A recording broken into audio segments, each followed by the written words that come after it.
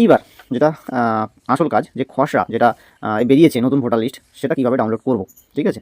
তো চলুন এটাকে আমি করে দিচ্ছি। খসড়া ডাউনলোড করার জন্য আমাদের সেম আবার কোথায় যেতে হবে, ক্রোম মানে যে কোনো একটা ব্রাউজার ওপেন করে নেবেন।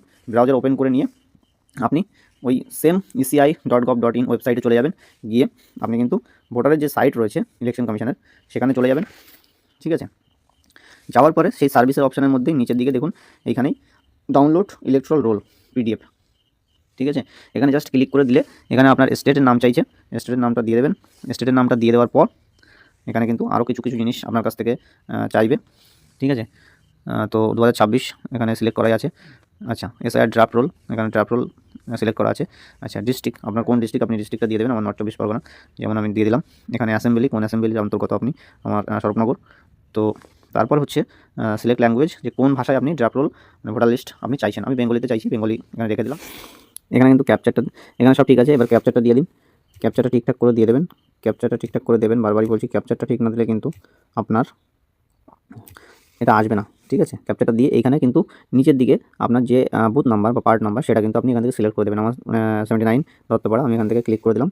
দেওয়ার পর এখানে কিন্তু জাস্ট শুধুমাত্র এবার ডাউনলোড সিলেক্ট পিডিএফটা করলে কিন্তু আপনার এই যে দেখাচ্ছে, দেখুন ডাউনলোড এগেন, কারণ আমার আগে ডাউনলোড করা রয়েছে, তাই ডাউনলোড এগেন এই লেখাটা দেখাচ্ছে। চলুন ডাউনলোড করে দেখায় আপনাদেরকে। ডাউনলোড হচ্ছে, হয়ে গেল ডাউনলোড। ওপেন করবেন, জাস্ট ওপেন করবেন। ওপেন করলে কিন্তু আপনারা এখান থেকে দেখতে পেয়ে যাবেন।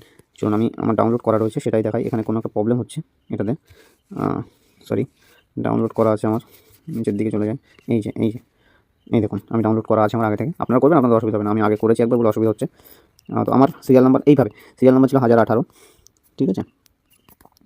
আমার সিরিয়াল নাম্বার ছিল 1018।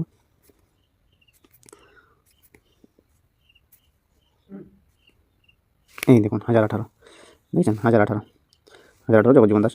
তো এইভাবে আপনারা কিন্তু খুব সহজে দেখতে পাবেন। আমি কিন্তু সমস্ত প্রক্রিয়া আপনাদেরকে দেখিয়ে দিলাম। সো খুব সুন্দর করে আমি আপনাদেরকে বুঝিয়ে দিলাম। এইভাবে আপনারা কিন্তু আপনাদের নাম আছে কি না সেটা খুব সহজেই দেখে নিতে পারবেন, এবং আপনার ফ্যামিলির সবার নাম আছে কিনা সেটাও আপনি কিন্তু এখান থেকে খুব সহজেই এইভাবে দেখে নিতে পারবেন।